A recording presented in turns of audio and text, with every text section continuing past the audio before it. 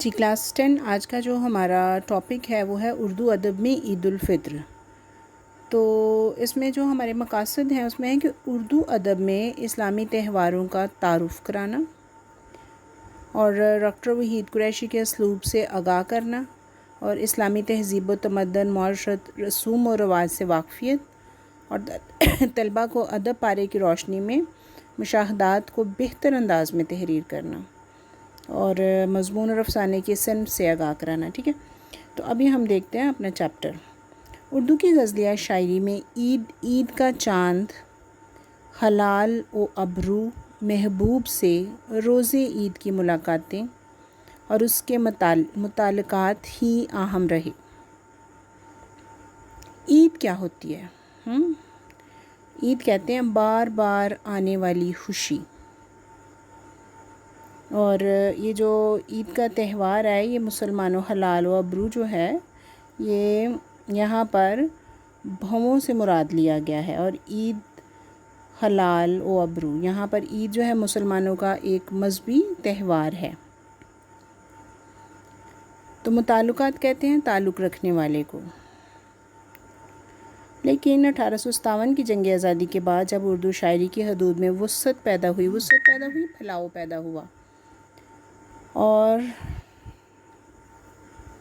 نظموں کی طرف توجہ تیز ہو گئی، تو عید کے موضوع بھی اشارتی اور علامتی امکانات زیادہ اجاگر ہوئے، نمایاں ہوئے، اور اردو شاعری کو 1857 کے بعد ملی احساسات کی ترجمانی کا وسیلہ بھی بنایا گیا۔ ملی احساسات کیا ہیں؟ یہاں قوم سے متعلق جو احساسات ہیں وہ بات کی جا رہی ہے، یعنی کہ قوم سے جڑے ہوئے احساسات کو ایک جگہ سے ترجمانی کرنا، ایک جگہ سے دوسری جگہ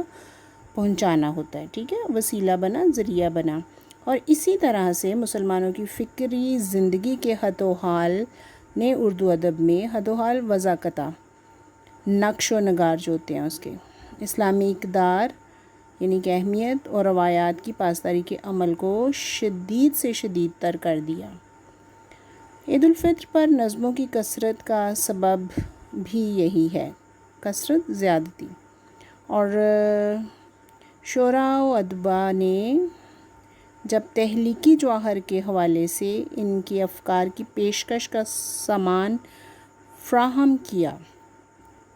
نئی چیز تخلیقی بنانا، نئی چیز تخلیق کرنا، نئی چیز بنانا،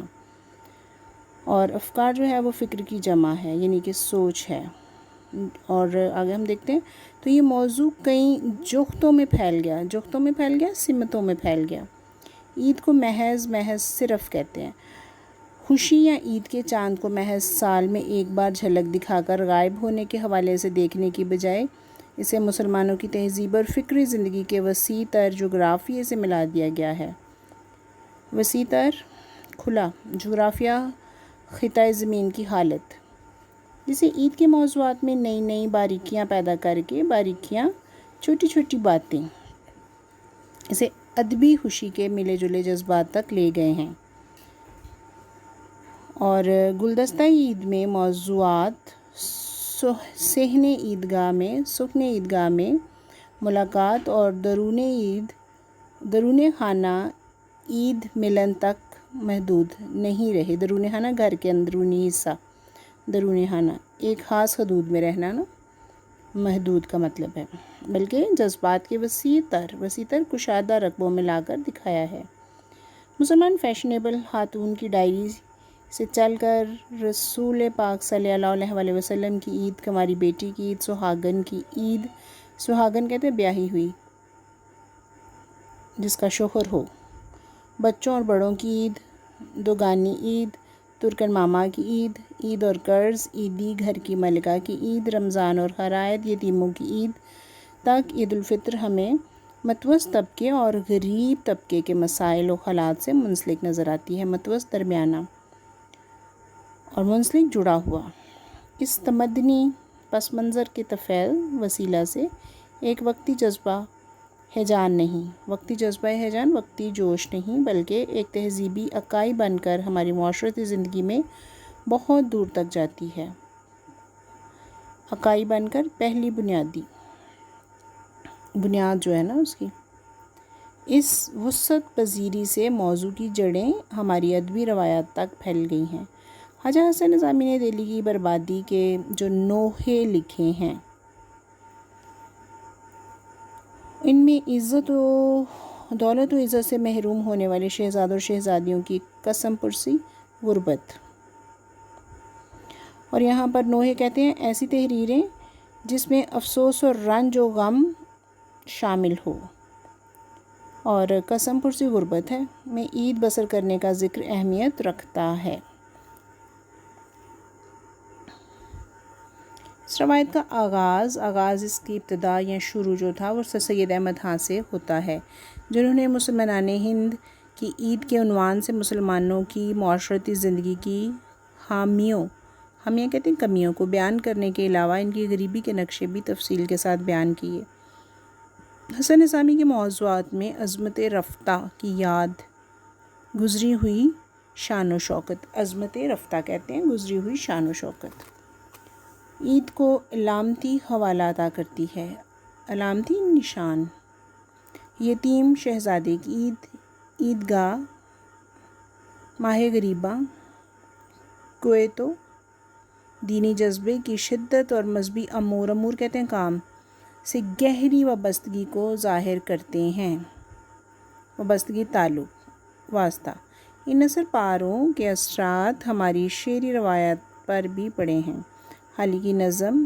تہنیت عید الفطر، تہنیت کہتے ہیں مبارکبادی میں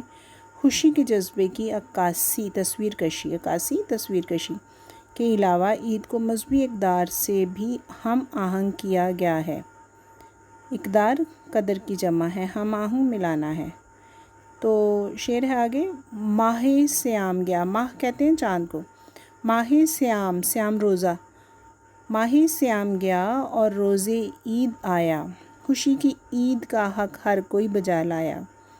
کیا ہے شکر خداوند روزہ داروں نے کہ اپنے صبر کا انعام ہم نے بھر پایا خوب پایا۔ اور یہاں پر دیکھیں گے کہ اقبال کے ہاں خلال عید کا چاند جو ہے وہ صرف ہمیں خوش ہی نہیں کرتا بلکہ ہماری ہنسی بھی اڑاتا ہے۔ یتیموں کی عید کے بارے میں بھی اقبال اس رویے کی عکاسی کرتے ہیں، تصویر کشی کرتے ہیں، جس پر نثر نگار بھی خامہ فرسائی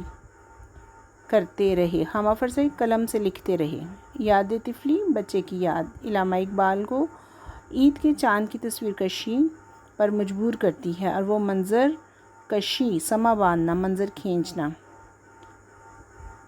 منظر کشی والے رجحان کی طرف مائل ہو جاتے ہیں، مائل ہو جانا، تیار ہو جانا، متوجہ ہو جانا۔ اے ماہ عید بے حجاب ہے تو، بے حجاب بغیر پردہ کے، ماہ میں نے بتایا چاند، حسن خورشید سورج کا جواب ہے تو کمند غزال شادی ہے، غزال کہتے ہیں ہرن کو، تو کمند غزال شادی ہے، لذت افزائے شور طفلی ہے، لذت مزے اور افزائے زیادہ کرنا، شور طفلی ہے، طفلی کہتے ہیں بچے کو۔ مجموعی طور پر عید الفطر سے متعلق موضوعات ہماری شاعری کے بنیادی رخ کو ظاہر کرتے ہیں۔ اول، عید کے چاند کو مناظر کے حوالے سے بیان کرنے کا رجحان۔ دوم، عید کو داخلی مسرت اور خارجی حالات سے منسلک کرنے کا رویہ۔ یہاں پر داخلی جو ہے وہ اندرونی بات کی گئی ہے نا، حب الوطنی، اور یہاں پر خارجی بیرونی، منسلک جو ہے وہ جڑا ہوا ہے۔ اور سوم، تھرڈ والا، حلال عید کو ملی عزائم کی علامت، ملت کے عروج اور زوال، عروج کہتے ہیں بلندی کو، زوال کہتے ہیں پستی کو،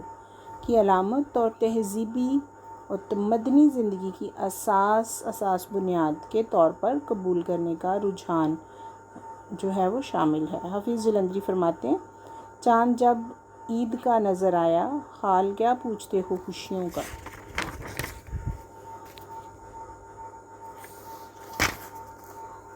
آسماں پر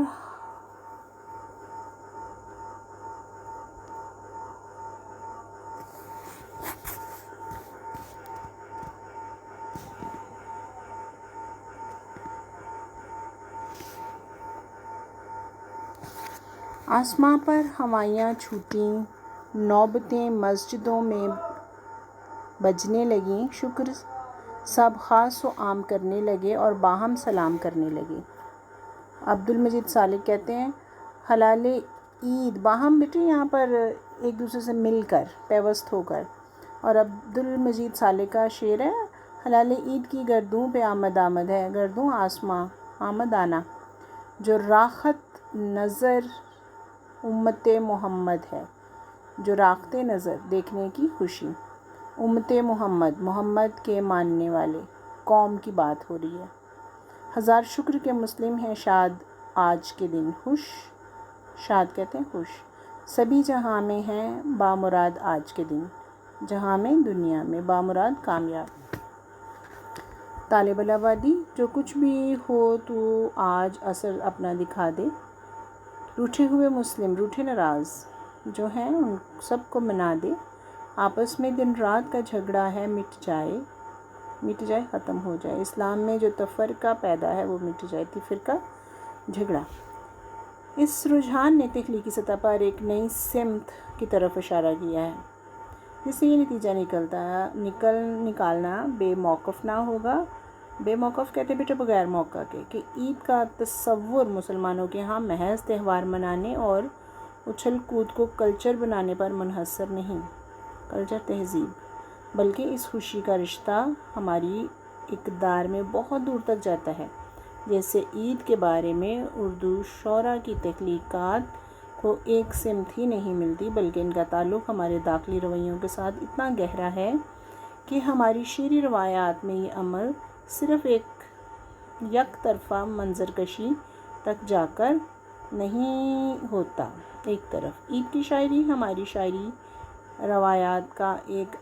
اہم اور ناقابل فراموش حصہ ہے، ناقابل فراموش، نہ بھولنے والا۔ تو بیٹا آپ نے اس چیپٹر کی ایکسرسائز جو ہے کوسچن آنسرز وغیرہ جو ہیں وہ آپ نے اپنی کاپی پہ کرنی ہے اور اس کا خلاصہ یاد کرنا ہے اور لکھنا ہے اپنی کاپی میں۔ تھینک